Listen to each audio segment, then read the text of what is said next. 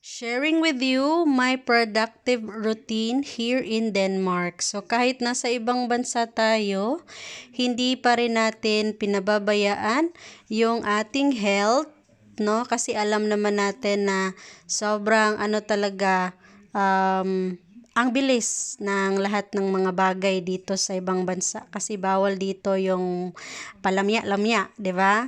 But then again, no, for me, what's effective is I have my daily routine, nakalist down na talaga yan, and my weekly routine. Kasi gustong-gusto ko na alam ko yung gagawin ko next, and gusto ko din na lahat ng oras ko ay alam ko saan mapupunta. And I always make sure na productive ako. Ibig sabihin, no, being productive is not just about earning money.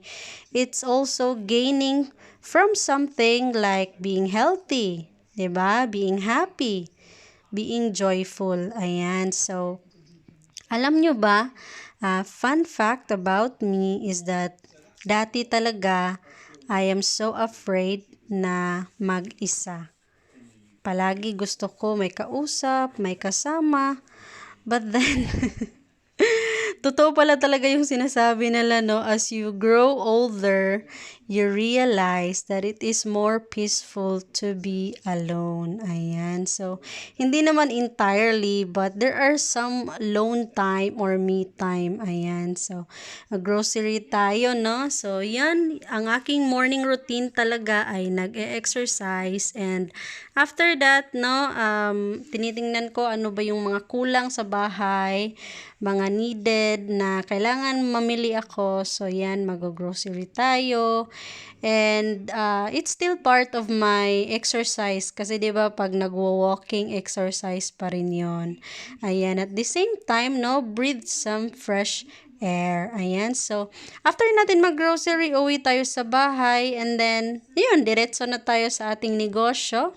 So by the way, no, sa lahat ng hindi nakakilala sa akin, ako pala si Jenny V, at ako po ay nakabase dito sa Denmark, and ako po ay isang DTW Virtual Associate. Yes po, online po yung aking source of income. Kaya andito man ako sa abroad o nasa Pilipinas, still kumikita ako. And also, part of my routine is before talaga ako kumakain, no, ng mga big meal, kumakain muna ako ng prutas. Ayan, kain po tayo. Ayan, yan po talaga usually. Ito yung routine ko talaga. Ayan. So, gumawa lang ako ng ramen yan, no? Ramen na homemade. Ayan. So, yan, naubos na. So, yan, nagpalit naman tayo ng damit for meeting na talaga. Pag may mga training, meeting tayo with our co-virtual associates, no? Syempre, dapat ready. Ayan. So, ready na din ang ating tea at apple kasi normally our trainings talaga will last 2 hours, 3 hours, depende sa technicalities ng mga trainings. Ayan. Types of trainings. Ayan. That's our founder, Coach Jonel Ferrarin Canon, discussing us, no? So, napakadami po natin as virtual associates sa DTW and Universal Alliance. We are libo-libo po tayo na onliners. Ayan. And we have a partnerships and connected po tayo sa malaking company sa Pilipinas, which is 18 years na pong nag-i-exist and more to lifetime. And of course, no, naglalakad-lakad din ako after training. Mahilig po talaga ako lumabas, gumala kasi po ang sarap lang sa feeling na hindi ka na worry na kasi nga kahit saan ako magpunta, less worries kasi nga dala-dala ko yung source of income ko at hindi ko na kailangan maghabol sa oras na uy, kailangan ko pang pumasok, uy, kailangan ko pang ganito ganyan, hawak ng iba yung oras ko. In short, hawak ko po yung oras ko. Kaya I am so grateful and thankful for all the blessings, small or big blessing. Ayan. And of course, at night time, no, pag sa gabi naman, lalo na pag nag-work yung husband ko, ayan, waiting na po ako sa kanya, gumawa ako ng tea, ready ko na din po yung toothbrush namin, and of course, yung aming cleansing, gargling, no, yung coconut oil. Alam nyo ba na napakaganda pala nito sa oral na ano talaga siya. For us, no, based on our experience, very effective. Nakakaputi ng ngipin and nakakawala talaga ng bad breath. Ayan. So, try nyo po.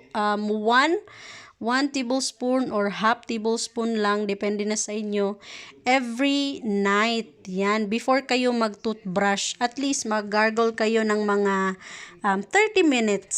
Super effective po talaga siya, and iwas din, lalo na kung ikaw ay, ang tawag dun, yung parang palagi kang may sa bibig mo, yung masakit, hindi, nakalimutan ko yung name niya. Yun, para maiwasan yung mag-dry din yung mga gums or whatever, no? Ewan ko, basta for me, napakalaking tulong talaga. So, yan, exercising, warm up, still waiting for my husband to come. Ayan, so, ayan, and dumating na po siya.